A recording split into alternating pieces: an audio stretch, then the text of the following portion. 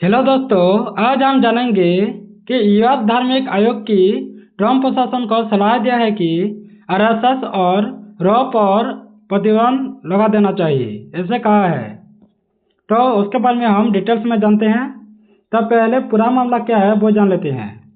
तो हाल ही में US commission on international religious freedom ने अपनी रिपोर्ट में भारत की कुछ संस्थाओं पर गंभीर आरोप लगाए हैं। इसमें खास तौर पर राष्ट्रीय स्वयंसेवक संघ और रिसर्च एंड एनालिसिस विंग का नाम सामने आया है। तो रिपोर्ट में कहा गया है कि संस्थाएं धार्मिक स्वतंत्रता के उल्लंघन से जुड़ी गतिविधियों पर शामिल हो सकते हैं। तो इन आधार पर यूएससीआईआरएफ ने डोनाल्ड ट्रंप यानी प्रशासन को प्रतिबंध लगाने की सलाह भी दी है। तो यूएससीआईआरएफ क्या है, उसके भूमिका के बारे में जान लेते हैं। US commission on international religious freedom एक स्वतंत्र अमेरिकी सरकारी संस्था है। इसका काम है दुनिया भर में धार्मिक स्वतंत्रता की स्थिति पर नजर रखना। तो यह हर साल रिपोर्ट जारी करता है और अमेरिका सरकार को सिफारिश भी देता है। लेकिन ध्यान रहे कि इसकी सिफारिश को बैंडिंग यानी अनिवार्य नहीं होती है, केवल ये सलाह दे सकते हैं। तो रिपोर्ट में लगाए गए आरोप क्या क्या है वो भी जान लेते हैं। तो रिपोर्ट में कहा गया है कि भारत में अल्पसंख्यक यानी विशेषकर मुस्लिम और ईसाई समुदाय को के खिलाफ घटनाएं बहुत बढ़ गई है। तो कुछ राष्ट्रवादी संगठनों की भूमिका पर सवाल भी उठाए गए हैं। राष्ट्रीय स्वयंसेवक संघ पर हिंदू राष्ट्रवाद को बढ़ावा देना ये आरोप लगाया जाता है। तो रिसर्च एंड एनालिसिस विंग पर विदेशों में कथित निगरानी यानी प्रभाव गतिविधियों का संकेत दिया गया है। तो प्रतिबंध लगाने की सिफारिश क्यों है वो भी जान लेते हैं। तो यूएससीआईआरएफ ने सुझाव दिए हैं कि कुछ भारतीय संगठन और अधिकारियों पर टारगेटेड सैंक्शन लगाए जाएं, ऐसे कहा गया है यूएसए में। तो इसमें वीजा बैन हो सकता है, फाइनेंशियल रिस्ट्रिक्शन हो सकता है, ऐसे कदम शामिल हो सकते हैं। लेकिन यह केवल रिकमेंडेशन है, कोई लागू निर्णय नहीं होता है। तो भारत सरकार की प्रतिक्रिया क्या है वो भी जान लेते हैं। तो भारत सरकार ने इन आरोपों को सख्ती से खारिज कर दिया है। कहा गया है कि यह रिपोर्ट बिसाइड्स और पॉलिटिकली मोटिवेटेड है। लेकिन भारत एक लोकतांत्रिक देश है जहां सभी धर्मों को स्वतंत्रता प्राप्त होता है, यह सब भारत सरकार ने कहा है।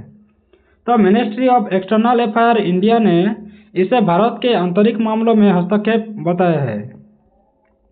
तो अमेरिका की आधिकारिक स्थिति क्या है, यानी यूएससीआईआरएफ की रिपोर्ट के बावजूद भी अमेरिकी सरकार हर सिफारिश को नहीं मानती है। यूएस डिपार्टमेंट ऑफ स्टेट यानी ये अंतिम निर्णय लेता है।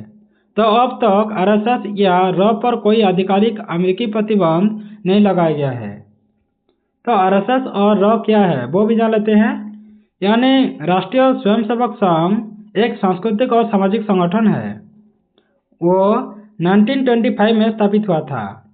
भारत में हिंदू समाज के संगठन में योगदान देता है और राष्ट्रवाद पर काम करता है। उसके बाद रिसर्च एंड एनालिसिस विंग की बात करें तो भारत की बाहरी खुफिया एजेंसी है।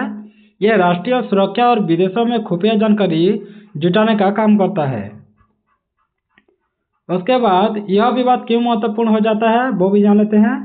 तो भारत अमेरिका संबंधों पर असर पड़ सकता है।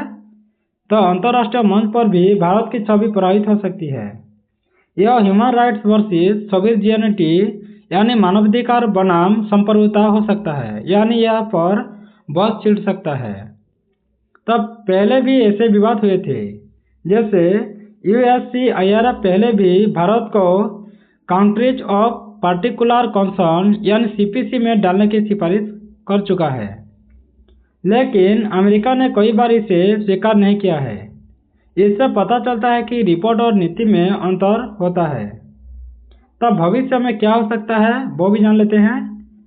तो संभावना है कि अमेरिका इन सिफारिशों को पूरी तरह लागू न करे, लेकिन मानवाधिकार मुद्दों पर दबाव भी बनाए रखे जा सकते हैं।